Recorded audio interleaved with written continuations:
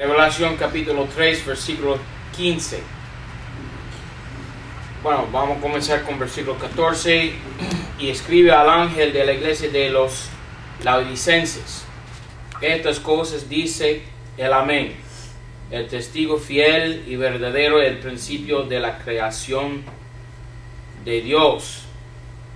Ok, ya como ya hemos comentado la semana pasada,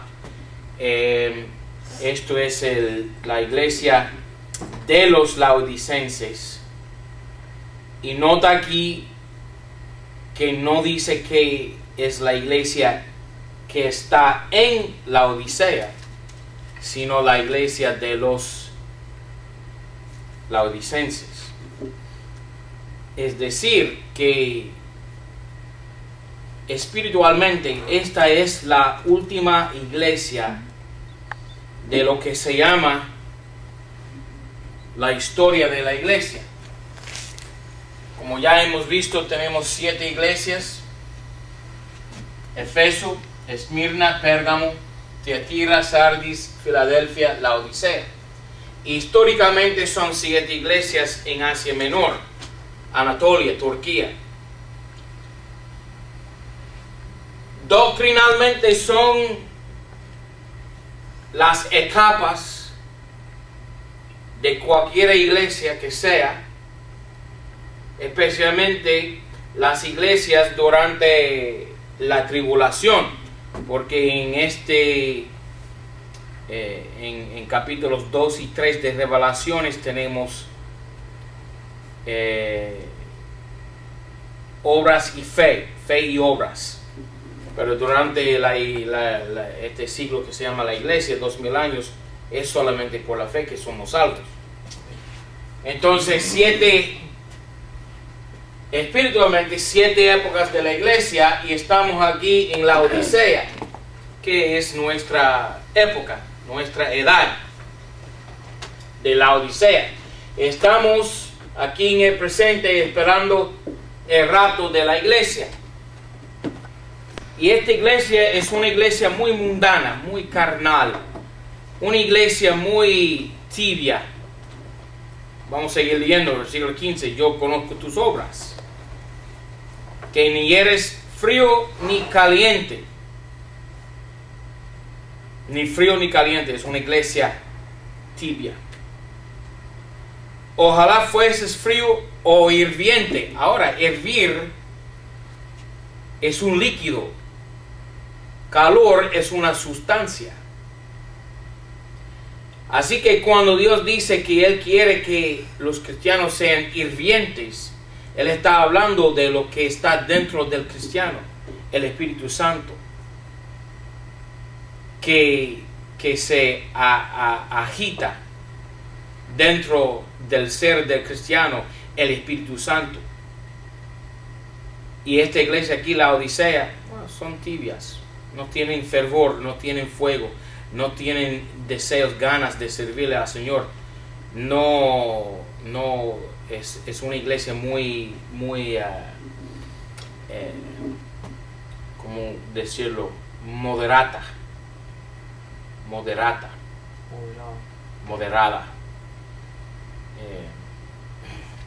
No es conservadora ni liberal. Está ahí y no tiene nada para ofrecer, ni el mundo ni Dios. Qué triste caso, ¿no? 16. Mas porque eres tibio y no frío ni hirviente, yo te vomitaré de mi boca. A Cristo le hacemos enfermo, nosotros, la iglesia de la Odisea. Ahora, debe ser el deseo de cada cristiano a tener cierto fervor en su vida y no ser como esta iglesia de la Odisea, sino como la iglesia de Filadelfia. Guardar la palabra de Dios, entrar las puertas abiertas que el Señor nos abre, predicar el Evangelio y hacer las cosas que el Señor va a decirnos en versículo 18, que nosotros hagamos caso a las cosas que esta iglesia debe hacerle caso. 17. Porque tú dices, yo soy rico y soy enriquecido y no tengo necesidad de ninguna cosa, y no conoces que tú eres cuitado, miserable, pobre y ciego y desnudo. Ahora, esta iglesia es una iglesia rica, y por encima de todas las iglesias de la historia de la iglesia, las iglesias modernas son más ricas que cualquiera. Nosotros tenemos templos, y no importa dónde sea. Puede ser en África o Sudamérica o hasta Cuba. Las iglesias tienen templos todos casi. ¿Ok? Tienen donde reunirse, congregarse. Tienen recursos. Yo sé que hay zonas donde las Biblias son escasas, los ginarios son escasos. El otro día me llamó un señor Vallata, hermano Vallata, en Ecuador. No, disculpa, en El Salvador. Y él está ahí en el campo, en los montes de El Salvador, y él no tiene nada, no tiene Biblias, ni himnarios, no tiene nada de recursos. Entonces nosotros le enviamos unas Biblias y unos himnarios. Pero mayormente las iglesias en el mundo hoy por hoy tienen lo que necesitan, son enriquecidos. Entonces esta iglesia dice: yo soy rico, yo tengo todo lo que necesito. No tengo que ser hirviente. Y esta iglesia no sabe su condición verdadera. La condición espiritual de esta iglesia es miserable, como dice aquí. No conoces que tú eres cuitado. Esa palabra, cuitado, del diccionario Real Academia, vamos a leer la definición, el significado de esta palabra, cuitado. La palabra cuitado se quiere decir cuitar. Se quiere decir darse mucha prisa, anhelar alcanzar algo. Cuitado, afligido, desventurado. 2. Apocado, de poca resolución y ánimo. Esta es una iglesia de poca resolución. Bueno, voy a la iglesia. No, yo no voy a la iglesia. Voy a evangelizar. No, hoy no pienso evangelizar, no me importa. Poca resolución, dice aquí, de poco ánimo. No, ok, está bien, cantamos los himnos de Sion. No importa a qué hora es mi programa de televisor. Es una iglesia en triste condición, cuitado, dice la Biblia. Cuitado, afligido, desventurado, de poca resolución, de poco ánimo. También no solamente cuitado, miserable. La persona más miserable en el mundo es un cristiano reincidente. Un cristiano resbalado es la criatura más miserable en todo el mundo, es verdad. Que no tiene gozo, que no tiene gozo. Dice aquí, cuitado, miserable, pobre, pero habla de la condición espiritual, pobre de condición espiritual. Pobre, ciego, tiene las vendas ahí puestas, no puede ver, no puede ver lo que pasa en la actualidad, no puede ver lo que sucede en estos tiempos postrimeros. No pueden ver la escena espiritual de hoy por hoy. El diablo está preparando la plataforma para que entre el anticristo. Y todas las fichas están moviéndose por los dos gran antagonistas y protagonistas, Dios y el diablo. Y están luchando estas dos personas, Dios y el diablo, y están moviendo la ficha para que ganen uno del otro. ¿Y qué está haciendo el cristiano promedio? Casi nada. está cuitado, está miserable, es pobre, es ciego, no puede ver lo que pasa. Y es, como dice aquí, desnudo. Ahora, vestiduras. En la Biblia se llama la justicia de los santos. Lino fino es la justicia de los santos. Y entonces puede ser que un cristiano aparezca delante del tribunal de Jesucristo desnudo, sin su propia justicia. Ahora, yo sé que soy salvo por la justicia de Jesucristo. Eso sí sé. Pero la salvación y el discipulado son dos cosas distintas. Porque ser discípulo de Jesucristo requiere todo, aunque la salvación requiere nada de mi parte. La salvación es gratis completamente, no tengo que pagar nada, pero el ser un discípulo de Jesucristo requiere todo que tengo: mi dinero, mi tiempo, mi ser, mi fuerza, mi corazón, la mente, mi tiempo, mi trabajo, mi familia, requiere todo ser un discípulo de Jesucristo. Entonces, el deseo del cristiano debe ser aparecer en el tribunal de Jesucristo no desnudo, sino con lino fino, vestiduras blancas, ¿verdad?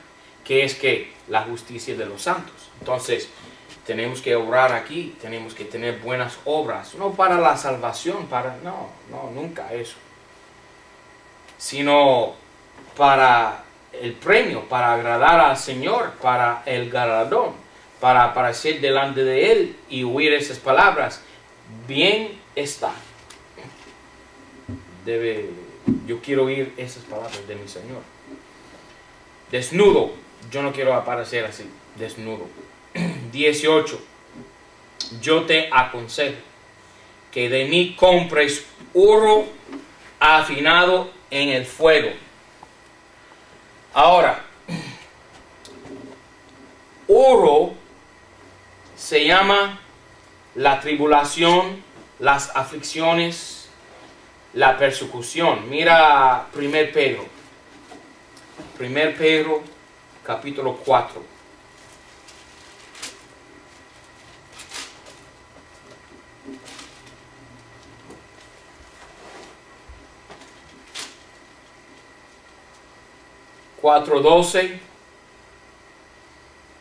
Carísimos, no os maravilléis cuando sois examinados por fuego.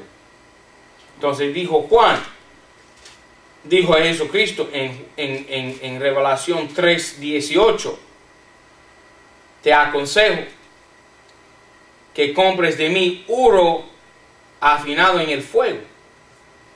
Aquí habla de fuego, examinado por fuego.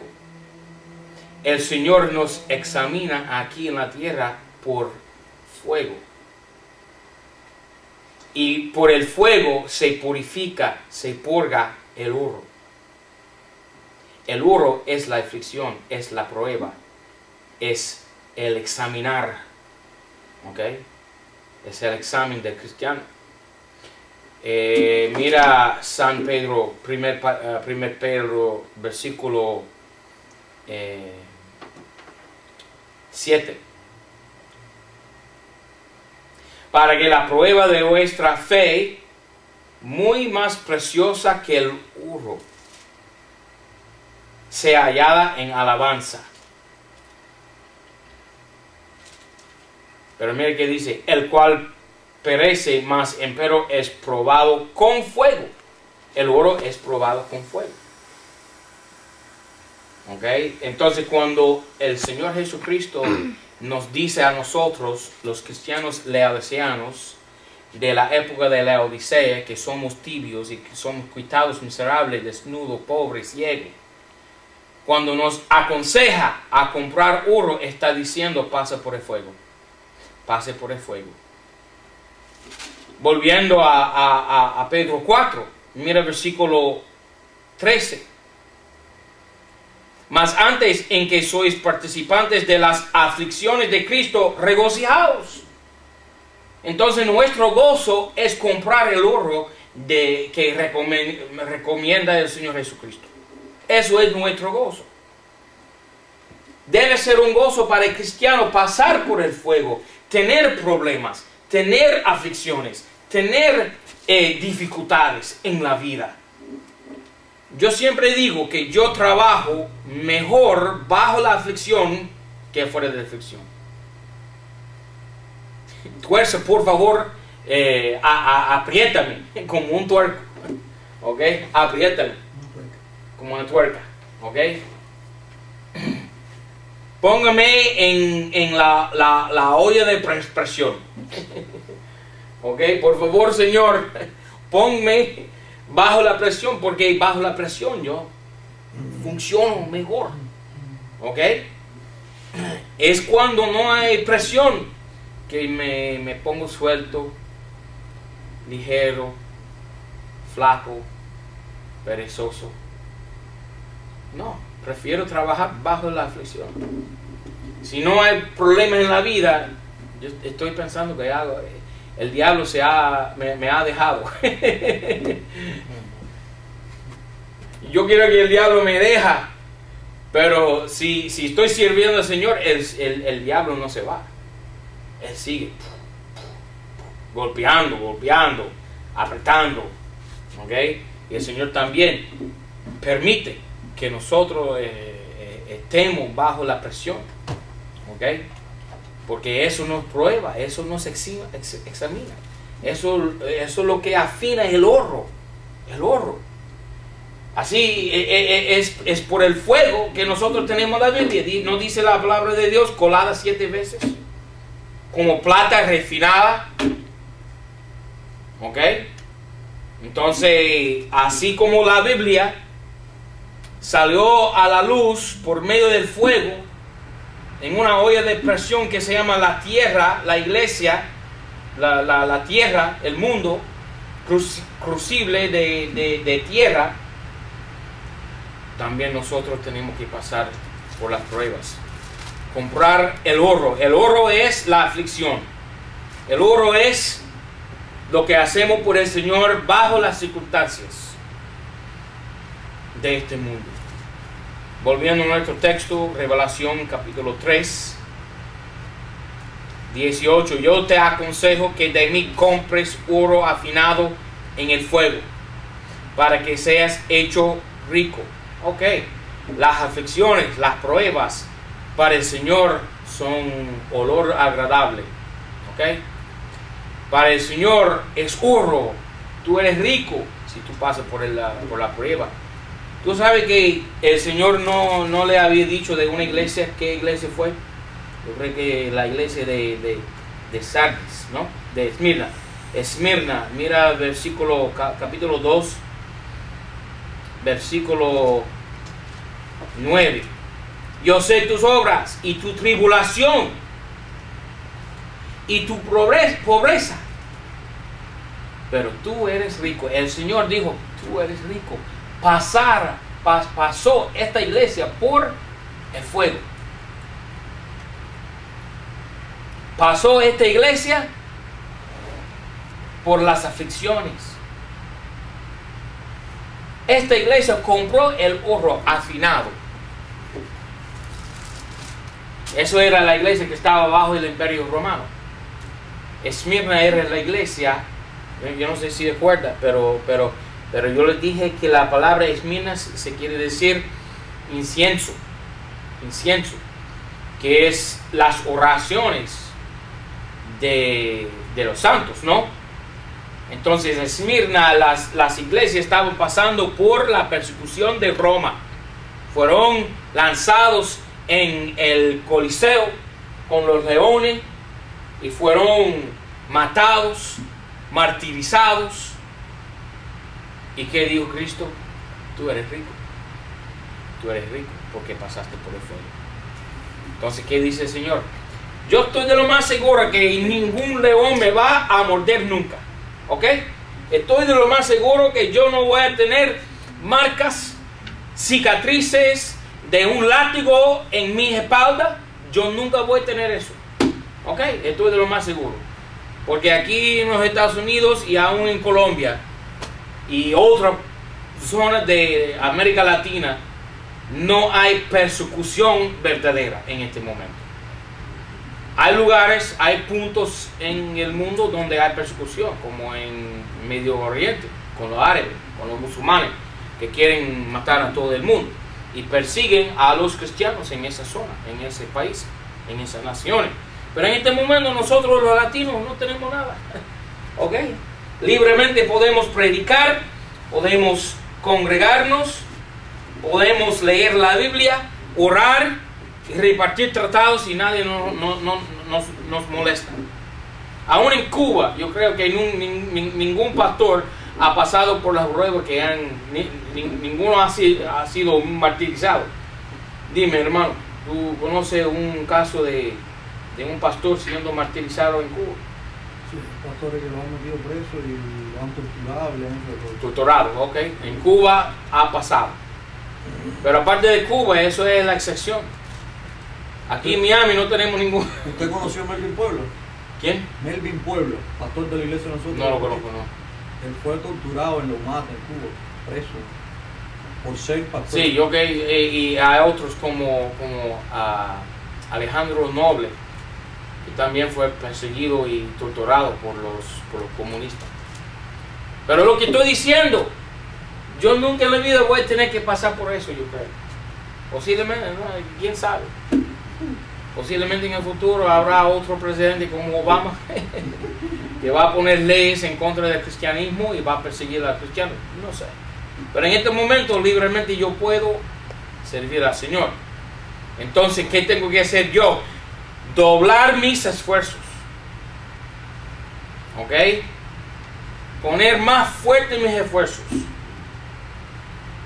Esforzarme para seguir el Señor Jesucristo, venga lo que venga, si me canse o no me canse, si tengo prueba o no tenga prueba, tengo que servirle a Él. Comprar oro. Y mire que dice, no solamente comprar oro afinado, sino también vestiduras blancas. Ya dije que las vestiduras blancas son ¿qué? La justicia de los santos. ¿Ok? Él está diciendo, pasa por el fuego y hagan ustedes buenas obras. Buenas obras. La justicia de los santos. Las justicias de los santos. En otra parte de Revelaciones se llama las justificaciones de los santos. ¿Cómo tú puedes justificarte en el tribunal de Jesucristo? No estoy hablando de la salvación. Estoy hablando de qué tú vas a decir a tu Salvador en el día de juicio, en el tribunal. No, pero Señor, yo tenía problemas. Él no va a aceptar eso. ¿Quién no tiene problemas aquí en el mundo? ¿Ok? Eso no es una excusa. Vestiduras blancas para que seas vestido y que la vergüenza de tu desnudez no se descubra. Es posible en la época de la Odisea vestirte con vestiduras blancas. Es posible, pero tienes que esforzarte. Tienes que multiplicar tus esfuerzos. Tienes que ser fiel. ¿Ok? Fiel. Que la vergüenza de tu desnudez no descubra, y unge tus ojos con colirio para que veas. Ahora, colirio, voy a leer otra vez más del diccionario Real Academia Española. Colirio.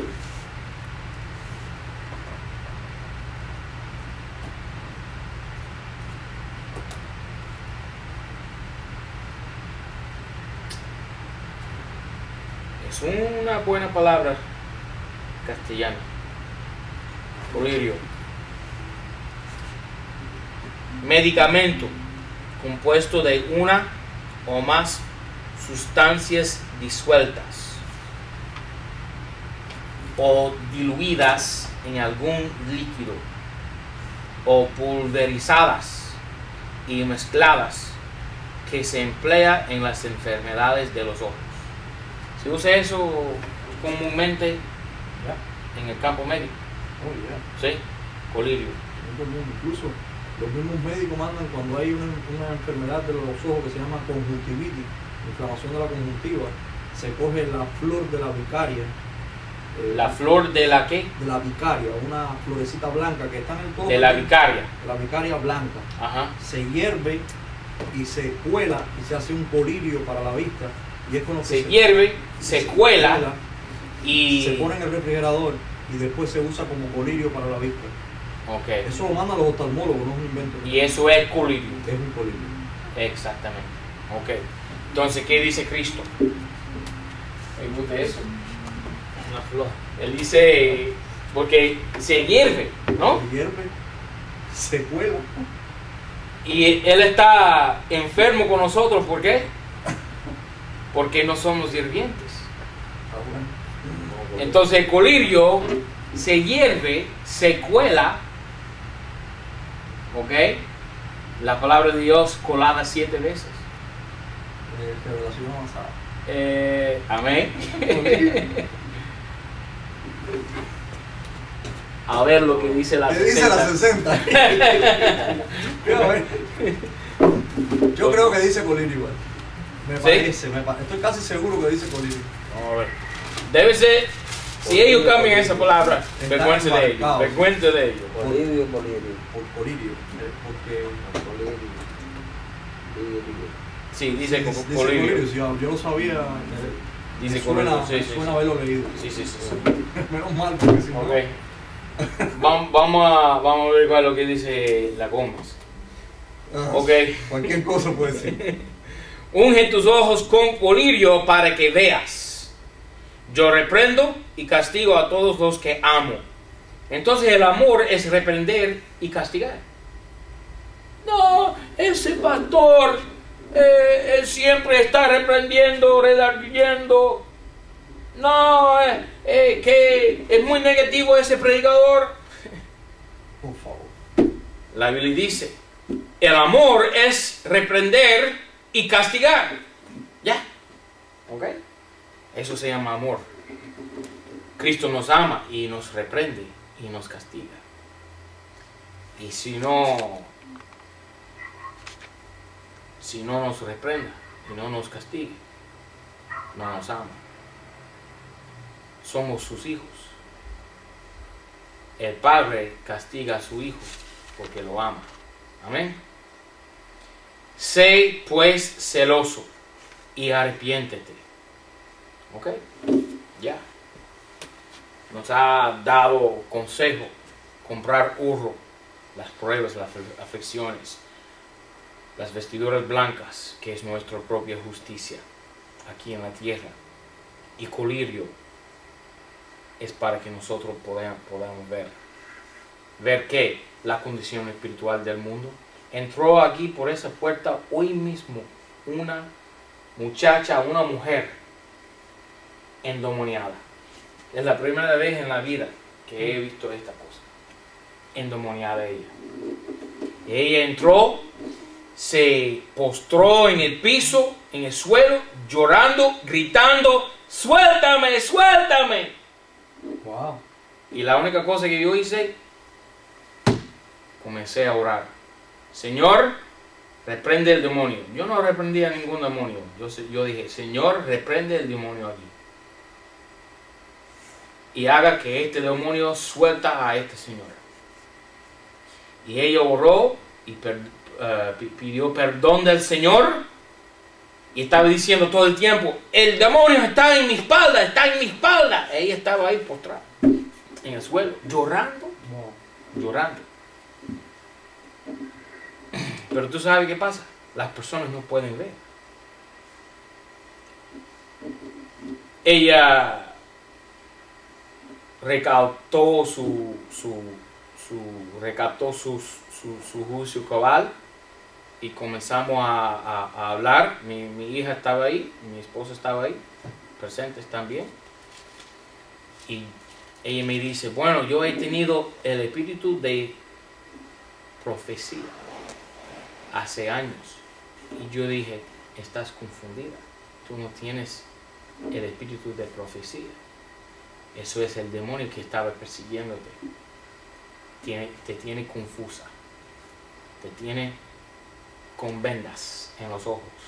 Tienes que someterte a este libro y ya cesar de profetizar y comenzar a leer la verdadera profecía, que es la palabra de Dios. Yo no sé cómo va a salir eso, pero yo digo todo eso para decir esto, que el mundo está en confusión espiritual. Y tenemos nosotros los cristianos por encima de todo tener sobriedad, claridad espiritual y poner colirio en nuestros ojos. ¿Qué es el colirio? ¿Qué hace con esa flor de ¿de qué? De vicaria. De vicaria. Vicaria blanca. ¿Tú sabes qué se quiere decir vicaria? El vicario es el vicario es tomar el lugar de algo. No, bueno. La flor de la vicaria blanca. Sale buen Se hierve, se cuela. Entonces esa es la palabra de Dios, el Espíritu Santo. Entonces poner colirio es... Mira, tú sabes qué tú haces. Tú lees la palabra de Dios con tus ojos. Cuando tú lees la Biblia, estás poniendo colirio en tus ojos. Amén. Amén. Ya. Eso es fuerte. ¿Qué te parece, hermano Luis? Amén. Tremendo, sí. 20. He aquí que yo estoy parado a la puerta. Así que esta iglesia tiene un edificio y la puerta está cerrada. Esta iglesia pertenece a sí mismo porque es la iglesia de la Odisea. No es la iglesia que está en la Odisea, es la iglesia de la Odisea. Pertenece a él. Pertenece a los cristianos, no pertenece al Señor. Me acuerdo de las palabras del Señor cuando Él ya estaba por ser crucificado. Le había dicho a los judíos, el templo de vuestro Padre. Y un ratico más dice, mi templo, diciendo que Cristo es Dios. Y un ratico más dice, vuestro templo. ¿Qué pasó? Le habían rechazado a Jesucristo y ¿qué pasó? El templo llegó a ser no del Señor, sino de ellos mismos. ¿A quién pertenece esta iglesia aquí? Señor. Yo no quiero ser miembro de esta iglesia en el día que llegue a ser la iglesia de esta congregación, de los cristianos tibios en esta congregación. No. Ya voy a mudar mi membresía, mi carta. Voy a transmudar mi carta para otra iglesia. Entonces dice aquí exactamente, pero esa iglesia no tampoco buena. Y aquí que yo estoy parado a la puerta está cerrada y Cristo está fuera. Y la puerta está asegurada y Cristo no puede entrar. Y alguien adentro tiene que abrir puerta y dejar que Cristo entre. Si alguno oyere mi voz y me abriera la puerta, entraré a él y cenaré con él y él conmigo. Ahora, esta también no solamente tiene que ver con la iglesia, la Odisea, que es tibia y carnal y mundana, sino también con el rapto de la iglesia. Porque vamos a ver esta puerta abierta en capítulo 4, versículo 1. Entonces, ¿qué tenemos? Tenemos lo que se llama la época de la iglesia, el Nuevo Testamento.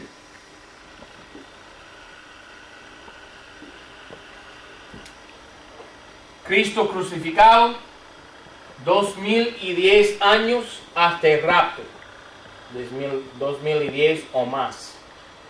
años hasta el rapto de la iglesia. En Revelación capítulo 2 y 3 tenemos las 7 iglesias, la época de la iglesia. Comenzando con Revelación capítulo 4 hasta capítulo 19, versículo 11, cuando Cristo vuelve del cielo para establecer su reino, tenemos 7 años que se llama la tribulación. Y en capítulos 4 a 19, 11 del libro de Revelación, nunca, pero nunca menciona la iglesia más. Capítulo 2 y 3 tenemos iglesia, iglesia, iglesia, iglesia, iglesia, iglesia. Comenzando con capítulo 4, versículo 1, ya no tenemos más iglesia. Se acabó, se fue. Fue arrebatado al cielo. Entonces Cristo está parado en la puerta. Esto me acuerda de otro acontecimiento. En Actos capítulo 7, por casualidad, 7 otra vez. Cuando Esteban fue apedreado y él mira hacia los cielos y él dice, aquí veo estando el Señor a la diestra del Señor. Jesucristo, otra vez más, estando, está parado, está en pie. No está sentado. 2 veces Cristo ya ha ascendido a su Padre. La Biblia le dice estando, no sentando, sino estando. Y es porque está listo a volver. Porque en Actos capítulo 7, si el Sanedrín le hubiera recibido la predicación de Esteban en capítulo 7 de Actos, ¿qué hubiera pasado? ¿Qué? Cristo vuelto del cielo. Pero lo rechazaron y apedrearon a Esteban. También aquí tenemos en la época de la Odisea, en los fines de la época de la iglesia, 2010, ya estamos en los primeros días y Cristo otra vez más está parado, listo, ¿para qué? Para entrar nuevamente, mover, para recibirnos a nosotros.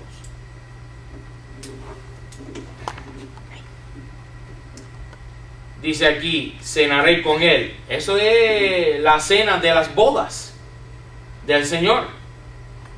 ¿Ok? Es nada más eso. Yo sé que nosotros utilizamos este versículo, capítulo 3, versículo 20, como un versículo muy útil, muy eficiente, cuando uno está testificando a un impío allá afuera en la calle, y tú le dices a la persona, al impío, bueno, el Señor está parado, Él está tocando la puerta de tu corazón, y si tú le abres la puerta, Él entrará en tu corazón y te salvará. Y eso es buena predicación, eso es buena. Sí, una tipología, pero doctrinalmente este versículo no está hablando de eso. Este versículo está hablando del rapto de la iglesia. ¿Quién sabe eso? Bueno, casi ninguno de los comentaristas. Aquí, este libro es bueno. Avis Carvallosa. Apocalipsis, la consumación del plan eterno de Dios. Y este señor es premilenial. Pero él no ni menciona aquí nada del rapto de la iglesia en capítulo 4, versículo 1. Después de esto miré y aquí una puerta abierta en el cielo. Tauta elan kai idu taira enogomenei entoi oranoi. Él cita aquí el griego. Mejor después estas cosas vi.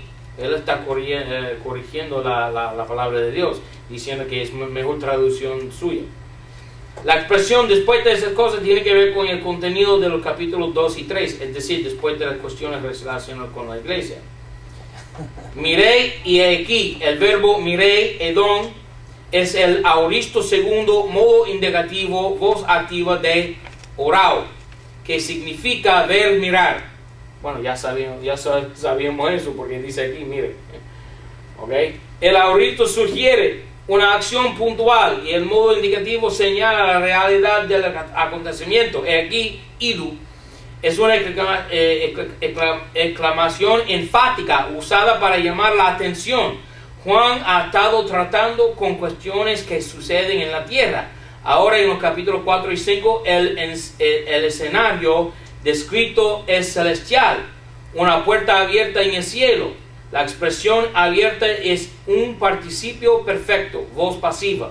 El tiempo perfecto sugiere una acción completada. Mira cómo utilizan el griego para confundir el asunto. Pero no menciona aquí nada de rapto. Sigo leyendo. El tiempo perfecto sugiere una acción completada con resultados permanentes. Dicho participio sugiere que la puerta ha sido abierta y dejada así para la llegada de Juan.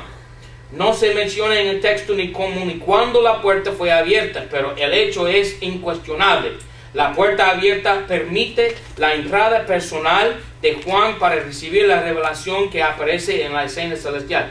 No dice nada de rapto. Y el escenario aquí, para citar al Señor, este erudito, el escenario aquí es el rapto de la iglesia.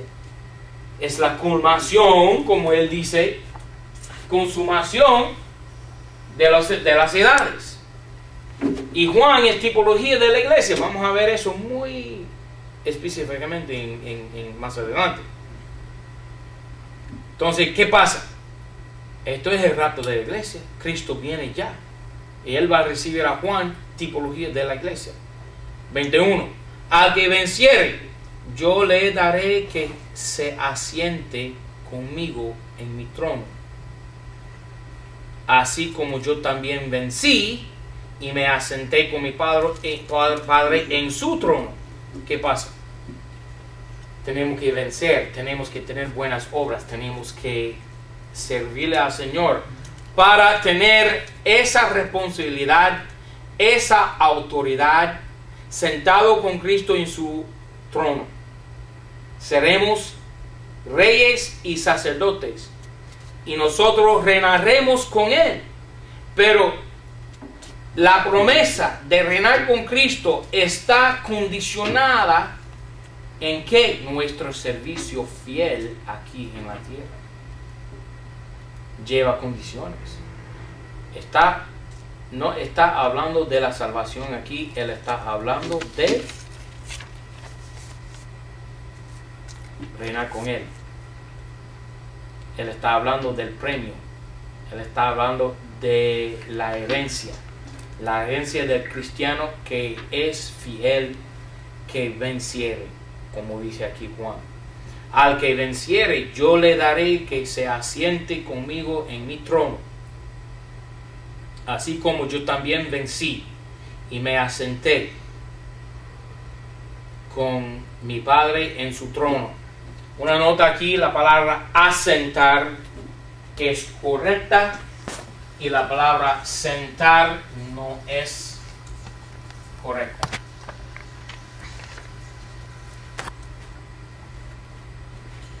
Yo creo que en la profesión de joya, tú como joyero, el diamante en su aparejo, ¿se asienta o sienta? No se asienta. Se asienta. Ok, una joya se asienta. Ok. Pero las nuevas versiones de la Biblia quitan la palabra asentar y ponen la palabra sentar, pero no es la misma cosa. Asentar. Sentar en una silla. 2. Colocar a alguien en determinado lugar. Y asiento, en señal de posesión de algún empleo o cargo. 3.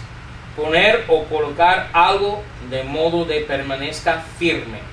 4. Situar, fundar un pueblo o un edificio. 5.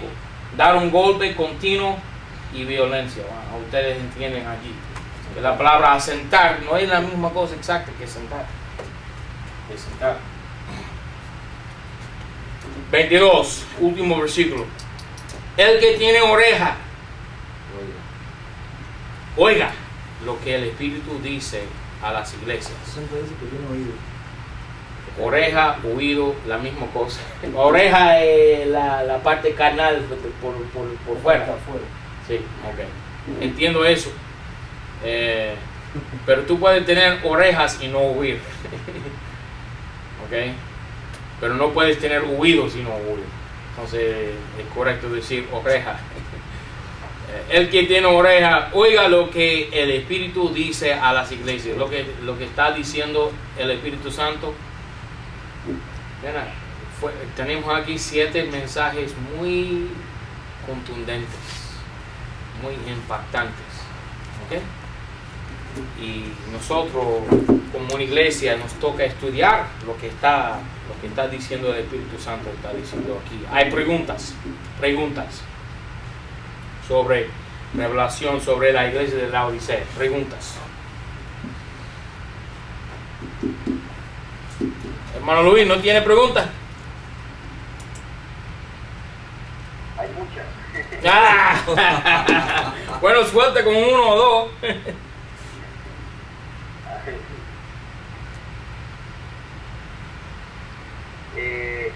Relacionado aquí con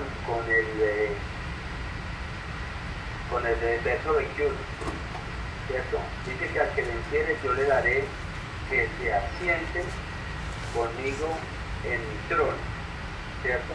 Sí. ¿Está hablando el Señor Jesucristo a la iglesia o es personal? Bueno, él está hablando a la iglesia, pero en general, pero específicamente a una persona, porque cualquier persona puede tener fervor, cualquier persona puede vencer.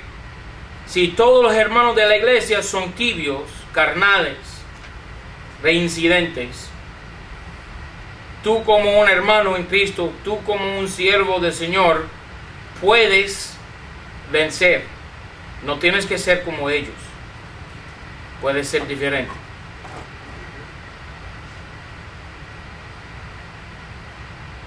Otra pregunta. Pastor, No, yo paro a los hermanos para que pregunten. las únicas 2 iglesias que no estaban, no dice, no están supuestas a arrepentirse, según es Esmirna y Filadelfia, ¿no? Sí. Las otras todo el mundo tiene que arrepentirse. Todas las iglesias fueron reprendidas, No, menos Filadelfia, y las 2 que no fueron mandados a arrepentirse fueron Esmirna y Filadelfia. Sí, señor. Y por casualidad, Él nos dice pasar por el fuego puro, afinado, como Esmirna. ¿Y qué más? Ungir nuestros ojos con colirio, la palabra de Dios. Filadelfia, guardar la palabra.